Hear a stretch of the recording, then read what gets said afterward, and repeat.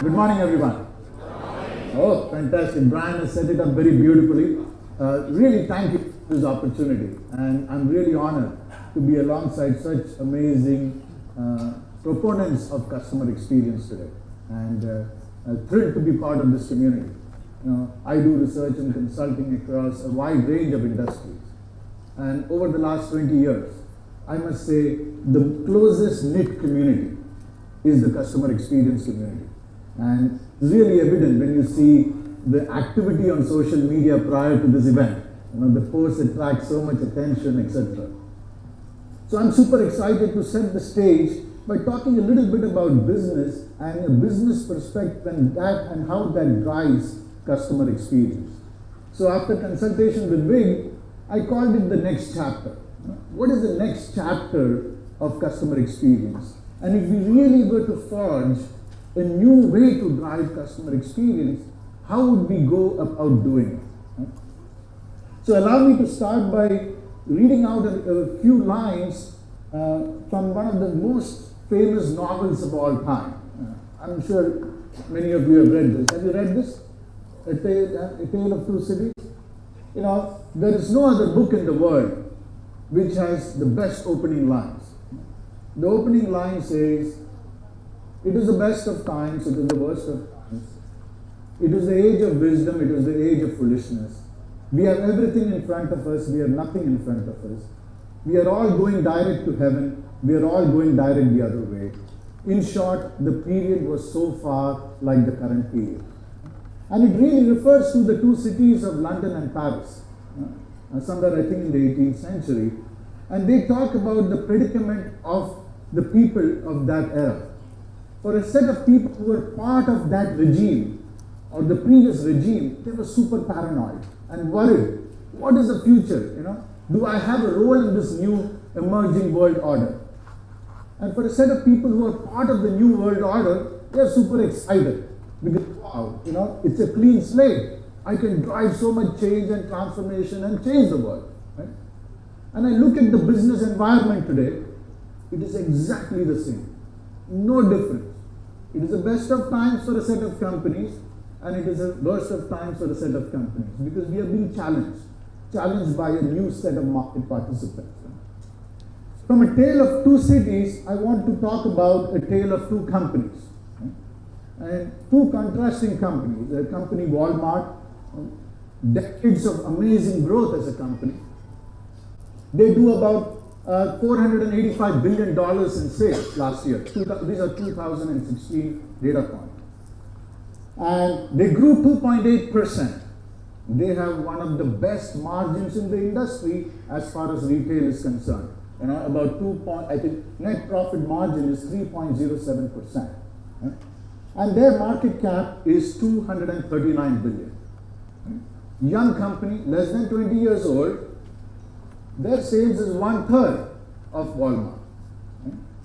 Their profit margin is half of that of Walmart. And technically speaking, Amazon doesn't make money on its retail business. They make money on Amazon Web Services, which is a very different business altogether. So they're losing money in their retail business, right? But what is the difference? They are growing at 27%.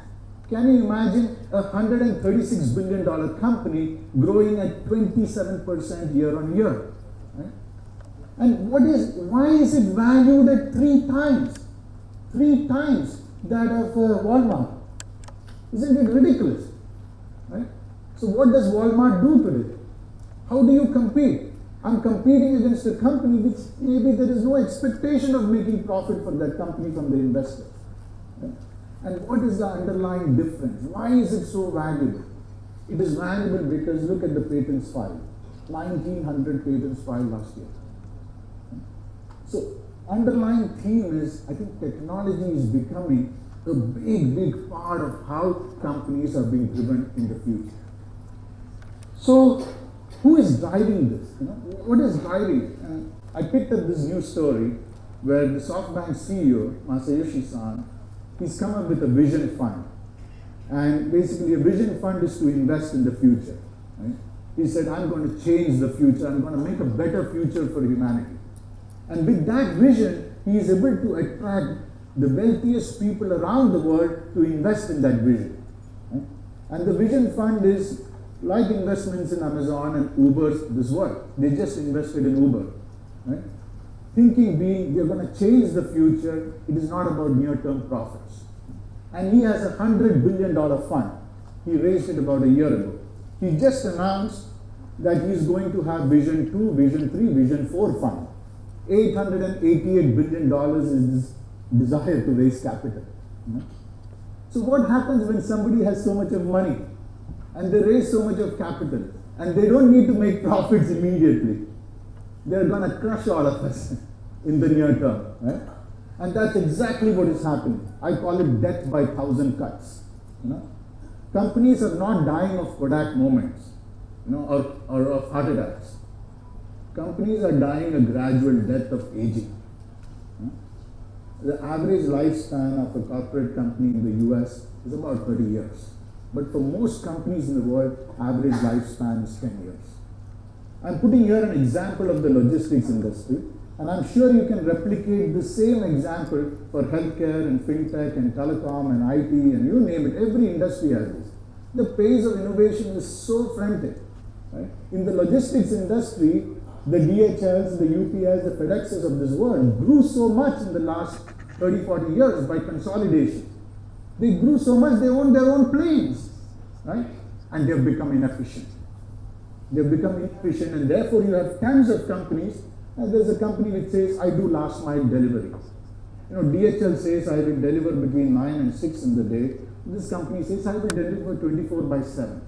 I will work with the likes of Ubers of this world and make it more efficient for you. And therefore we are seeing thousands of these young companies coming and challenging this business. So what is this phenomenon? Can we put a structure to understanding this phenomenon? Because if we don't understand it, then we will be in trouble, right? So this phenomenon is nothing but what everybody in the world says, fourth industrial revolution or digital transformation. Right? And I think it is important to understand that context as you and I do our jobs in our respective companies. Because without that context, we will have a very narrow view of the world. Right? So, the first industrial revolution was the steam engine, in which, as cities got connected, towns were built around these railway stations. New set of companies emerged and became very successful. Right? Then you had Henry Ford. He said, every Ford employee should be able to own a car. He changed the manufacturing line. He changed the shift of workers from working 10-hour shifts to 8-hour shifts so that he can have full utilization of the factory. And that led them to being successful and competitive for 30, 40, 50 years. Right? And then you have Industry 3.1. Now what we are seeing